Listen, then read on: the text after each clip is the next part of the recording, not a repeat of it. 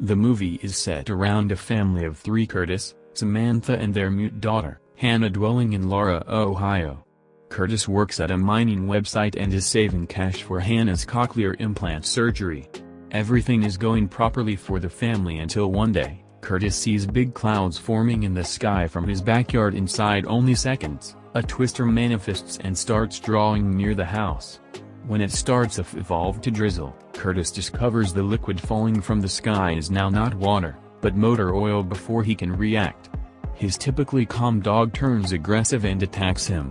Curtis abruptly jolts up from his bed, realizing that all that used to be just a nightmare, even though it used to be surprisingly vivid. Curtis decides to disregard it and go on about his day. At breakfast, he feels uncomfortable letting Hannah play with the dog. He takes her away and asks his spouse to put the dog out or the residence when he is not home. Samantha inquires, "Why?" but gets no reply. As Curtis units off to work, Duarte is Curtis's work buddy and a close pal. Like Curtis, Duarte is in need of money for his family, so the two get along extraordinarily well. That day at work they're asked to take fewer breaks when you consider that they took a go-away due to the fact of a storm last week. The people are pressured because of the time-honored storms, which Curtis deduces is the purpose of the nightmare. After work, he goes to his daughter's school for a mother or father instructor assembly. On the drive, again home, any other violent storm hits and motives chaos. It rains motor oil, causing Curtis to crash into a tree with his scared daughter. When he wakes up, the car is surrounded by strangers who attempt to spoil and to steal it. They damage the glass window and kidnap his daughter in the front of his eyes. Curtis lets out a loud scream and wakes up in his bed. Again, it turns out to be just any other one of his realistic dreams, but Curtis can no longer brush aside this as something trivial. Samantha notices him respiratory closely and inquires, "What is wrong?" However, Curtis doesn't tell her anything, making an attempt not to fear her. He has determined to deal with the problem on his own, not with the aid of searching for clinical help. However, by way of obsessively looking into what his goals exhibit him. For instance, he makes a fence in their backyard to confine the canine in case it turns aggressive like it did in his dreams. It relieves him to some extent, however he knows the essential hassle is the storm. While trying to find a secure zone, Curtis comes throughout an old storm refuge in his backyard. It has remained closed for pretty some time, however he finds the key in a drawer and opens it. The location is dusty and a little, but if renovated, it will be the most secure area to be in. If something like his dream occurs in real existence at night, Samantha tries to talk to Curtis about his unusual behavior and is mainly mad because their canine has been left outside. However, Curtis is glued to the TV, too busy to reply her questions. The following morning, he wakes up due to the fact of heavy rainfall. Upon taking walks to the living room, he sees Hannah looking out the window and a stranger searching returned at her from their backyard. Curtis hugs his daughter as the stranger tries to open the door. When the storm gets worse, the whole residence begins moving, making Curtis worry for his and his daughter's life. Just when he accepts the inevitable, he jerks up from his bed. He turns out to be dreaming for the 1/3 time. And the dream was once so excessive that he has wet himself in his sleep. Samantha comes into the room, asking him if he is alright, but Curtis is too embarrassed to let her know what happened. He shouts at her to remain away, giving upward jostle to arguments and tension in the relationship. Even after everything that happened, Curtis does not want to known that he might be mentally ill. Instead of going to a doctor, he alternatives up a book about mental health from the library on his way back. He also hoards a trolley full of canned meals to shop in the storm shelter that day. Samantha organizes a household brunch and is annoyed when her husband is late. Curtis has additionally been missing church service and lagging at his job due to the fact of his obsession with the oil storm at night. Samantha waits discussion board in bed for hours earlier than ultimately falling asleep all this time. Curtis is busy organizing food in the storm shelter. He hasn't slept well for the past week and is involved about his health. Hence the next day, he in the end goes to the physician with his concerns. He would not go into depth about the dreams and has given some drugs to help him sleep better.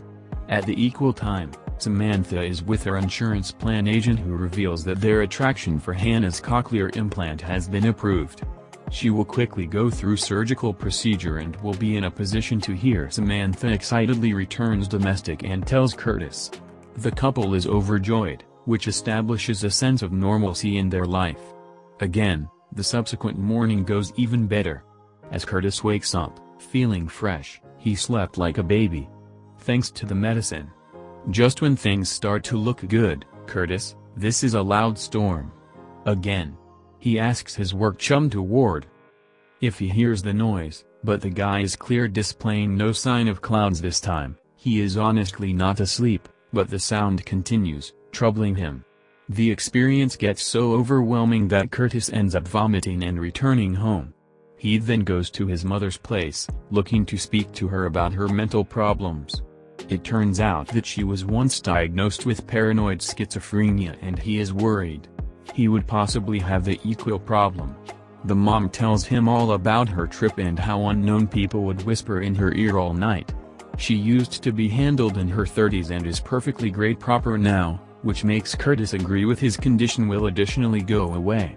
The subsequent day, he goes to the bank to take out a huge mortgage to repair the storm shelter. The mortgage places his daughter's surgical treatment at hazard because the family's economic situation is now not very good, but Curtis has set his priorities straight. He certainly believes that the storm is about to strike one day or the other and the refuge will store his family.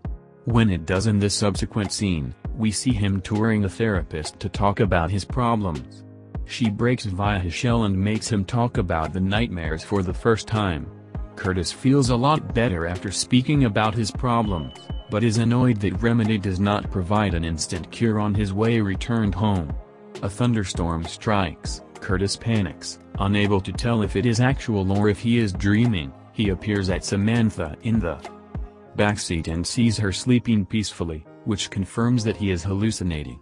Once again, the night ends by hook or by crook and Curtis continues renovating the storm shelter. Devore brings him equipment from work at his request, placing his own job at risk. Samantha on the other hand is terribly concerned and indignant at her husband.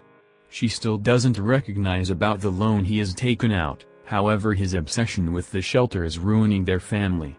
At night, she forces him to speak about what is going on. Curtis still hides the nightmares from her, however tells her about the loan, angering Samantha even more. She would not tolerate secrets when it comes to their daughter and is furious at Curtis for placing her surgical procedure at risk.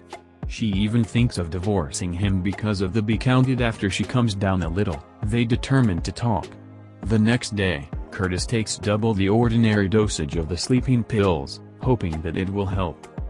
But as a result, he suffers a stroke late at night. Samantha wakes up distressed to witness her husband vomiting blood and transferring violently. She tries calling the ambulance, as he asks her to stop. When help arrives, he sends them away claiming that he is feeling better. Samantha can no longer feel that everything is pleasant with their family. She demands he tell her everything, making Curtis in the end come clean about his nightmares and the drowsing pills.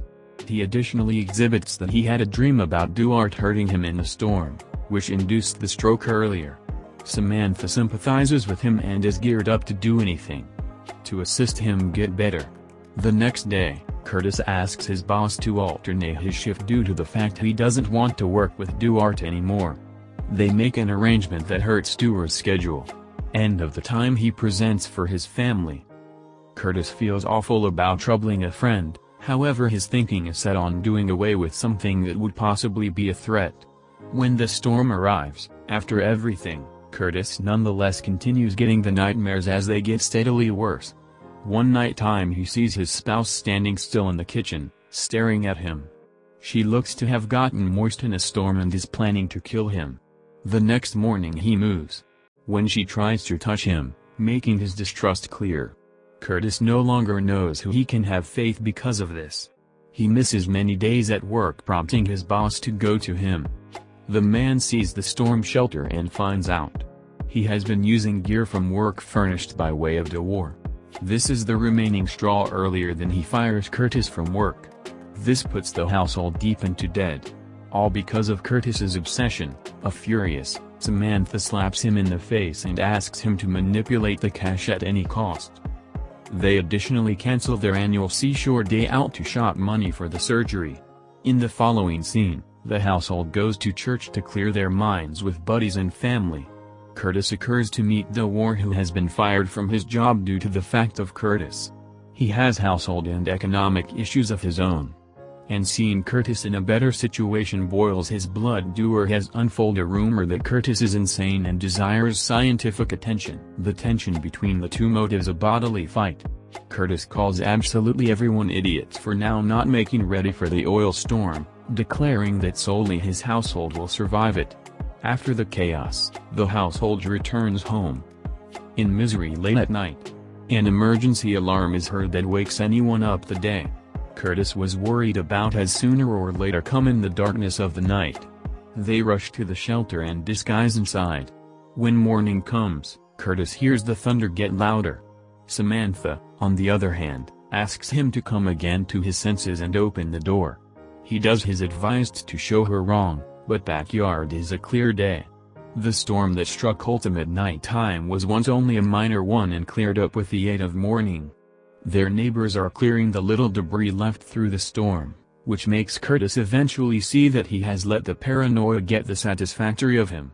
He drowns in the remorseful about of almost destroying his household over a few nightmares.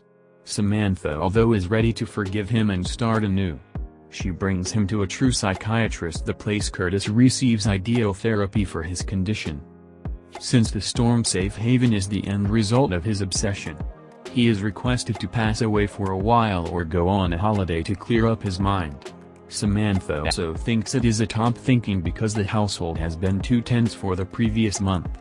She reorganizes their annual time out to the seashore for a week or so. In the next scene, we see Curtis enjoying with Hannah at the beach. He hasn't had any nightmares in a lengthy time, and it is evident in his temper as the two play. Hannah stops giggling abruptly. Curtis looks at her and sees her signing storm on. Turning around, Curtis sees a storm, double the size of the ones he used to dream of, it is coming their way, threatening to engulf the whole city. Curtis can't tell if it is real, however, seeing Samantha's face drop, he registers that she can see it too. The movie ends as the family gets equipped to return domestic before they are caught in the oil storm. Subscribe for greater videos like this, flip on notifications and go away a like to help the channel out. Thank you for watching.